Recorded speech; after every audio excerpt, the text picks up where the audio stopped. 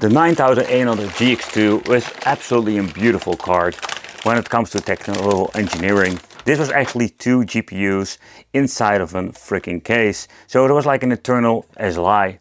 But how is it with the overall quality? It's missing this rubbery thingy for the SLI. There's a little bit of a downside.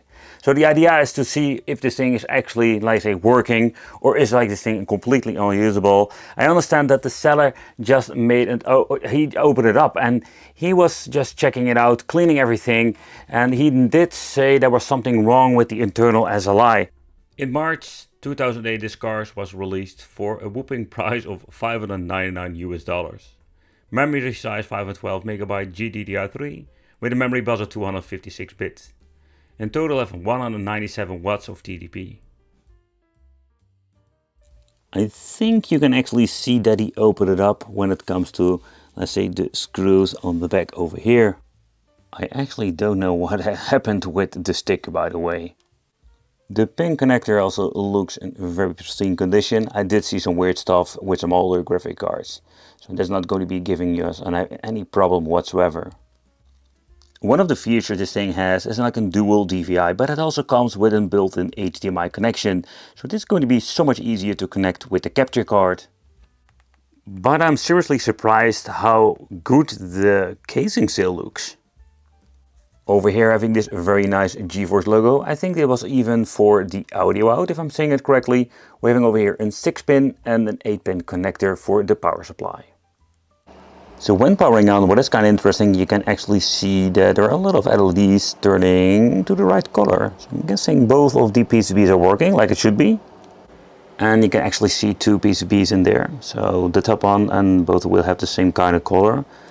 And I'm guessing that all of the LEDs turning on, meaning that the card is functional. So another test we need to do is seeing if this thing has any artifacts. Yeah, it does show that the support software is not installed. I am using Windows 7 on this at the moment, but yeah, let's install it and let's see if we can get something to be wrong with this, because this is going to be interesting. No artifacts. The software is ready and ready to go, and also when it comes to the multi-GPU and physics configuration has been set up.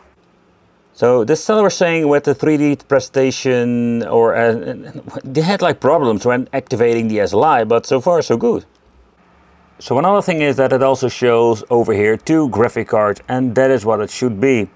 So it does show every single mainboard of PCB, and we do have a configuration or the SLI enabled. Okay, for in the Crisis game, you can actually see that it is absolutely not. The first GPU board becomes 75 and the second 82.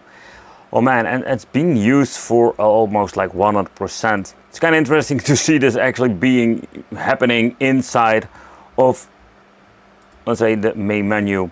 So object quality very high, all the other settings to medium, graphics, sound, and let's check it out and let's get into the game.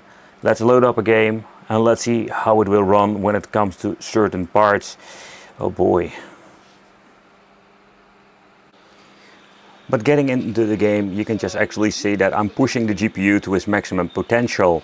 So having around 80 frames per second. Oh crap, I forgot my... Oh! I completely forgot my clone mode.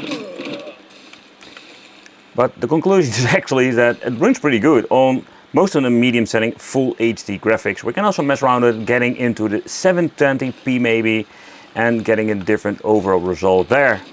However, this is absolutely such an amazing card to look at today, where it's getting really hot.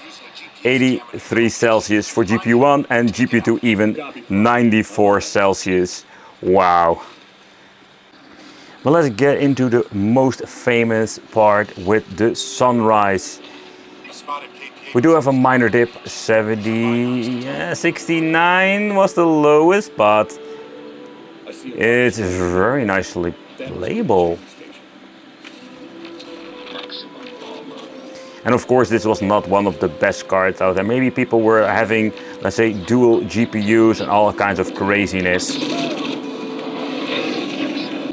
But it's kind of interesting to see that we don't have any issues whatsoever now with the multi-GPU. So this is maybe a case of you need to run this on older Windows, different drivers, or just a completely different mainboard.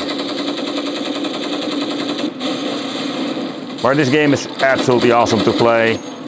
It's even more cooler to play in local area network. It's going to be absolutely awesome to just try this graphics card out on newer generation of games just to see how far we can push it. But if you just want to play a game like Fallout 2, that's a lot of fun. This game did have like a lot of power needed from the GPU, but this 9800 GX2 with SLI capability has just enough juice to actually run it without any problem on the highest setting, Full HD. And also this game I've played a lot on, let's say, local area network. It was such a fun thing to do.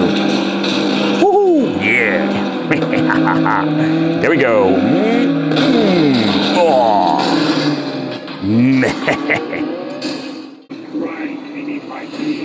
Alright, so let's take a closer look into the Street Fighter 4. It's already an older game, but what is kind of interesting that it does utilize SLI, and it also does include for this particular game.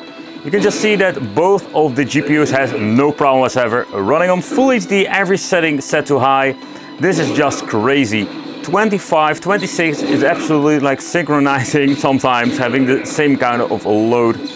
I think like SLI is such a beautiful thing, and even more particular when it comes to these 9800 GTX2 cards.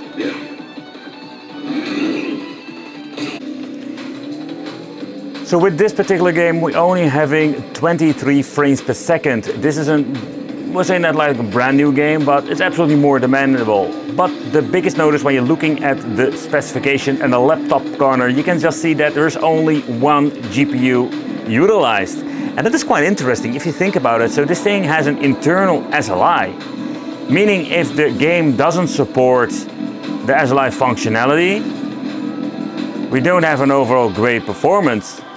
And you can just see that GPU 2 is only being used and only having like 20 frames per second. So let's say if it had an SLI compatibility with this graphic card, we do have like maybe double the frames per second. Like I mentioned before with the Street of Rage game, there are a lot of cool hidden gems out there. They can be played just fine with this. However, you can also see here we have no SLI support, so many games has no support for that.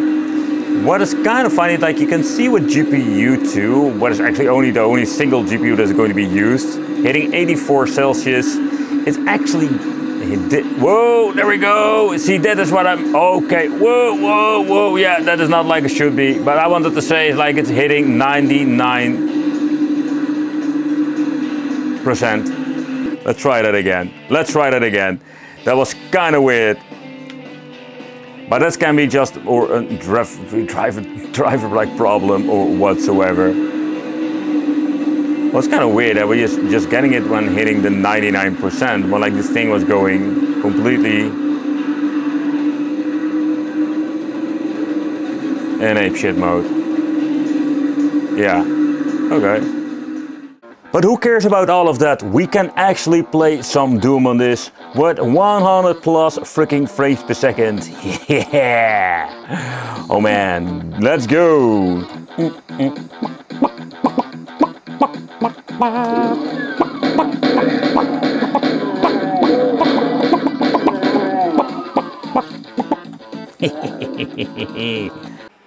I want to thank you all for watching and consider subscribing and hit the little bell because we do have an absolutely adventure ahead of us when it comes to graphic cards. I am super glad with this 9800 GX2. It's a beautiful piece of engineering of the Nvidia era, and this is just such a cool card, and hoping to find a second one so we can make a quad SLI and have some ultimate crisis mode with that.